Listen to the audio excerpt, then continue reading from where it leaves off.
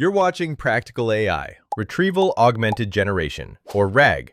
We'll walk through a short Python script that shows the entire pipeline, creating embeddings, storing them in a vector database, retrieving relevant context, and then generating an answer with a local LLM. Large language models are powerful, but they have limits. They can't know everything, and their knowledge freezes at training time. Retrieval-Augmented Generation, or RAG, fixes this by combining two steps. Retrieval, finding the most relevant information from an external database. Generation, using that information as context to answer the user's question. The database we use is a vector database, and it stores text as embeddings. Embeddings are numerical representations of text, basically lists of numbers that capture meaning. Two pieces of text with similar meaning will have embeddings that are close together in vector space. This makes it possible for the database to quickly find the most relevant passage to a question, even if the exact words don't match. In this demo, we're using three main components: Ollama to run local language models, ChromaDB as our vector database, which stores documents in memory for fast retrieval, a small Python script to connect everything together.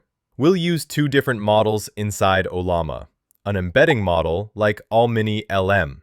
Its job is not to generate text, but to convert text into embeddings, those numerical vectors that capture meaning. A language model like the 1 billion parameter Llama 3.2. Its job is to take a prompt and generate human-like text. That's the key difference. An LLM for generation produces words and sentences. An LLM for embeddings produces vectors that represent the meaning of words or documents. In practice, you need both. The embedding model lets us store and search knowledge, and the generative model lets us turn that retrieved knowledge into natural answers.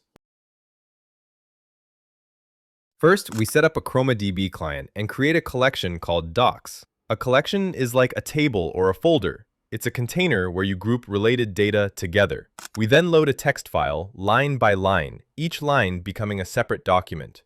For each document, we generate an embedding with Ollama. An embedding is just a list of numbers, a vector that captures the meaning of the text. We add these embeddings and the original text into our ChromaDB collection. This step is how we index our knowledge base.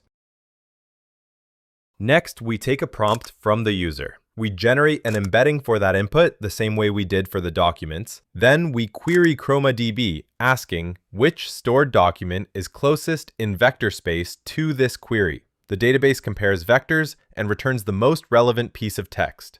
That's retrieval in RAG.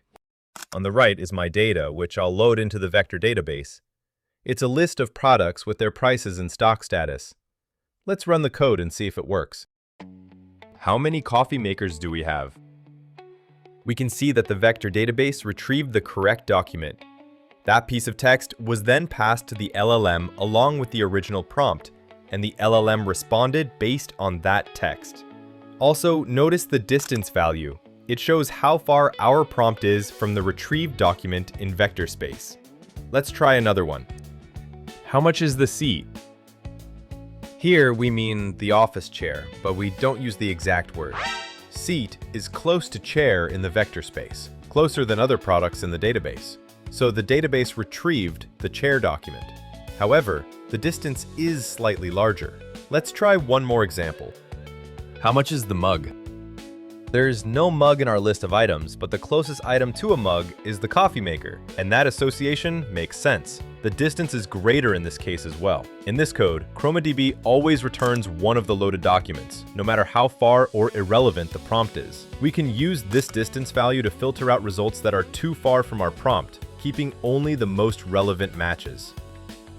In this video, we built a simple RAG pipeline from scratch and saw how embeddings, a vector database, and a local LLM can work together to give smart, context-aware answers. In the next videos, we'll extend the chatbot we created earlier by adding RAG, retrieving multiple documents, applying metadata filters, and making the chatbot more powerful and accurate. So stay tuned, and thanks for watching.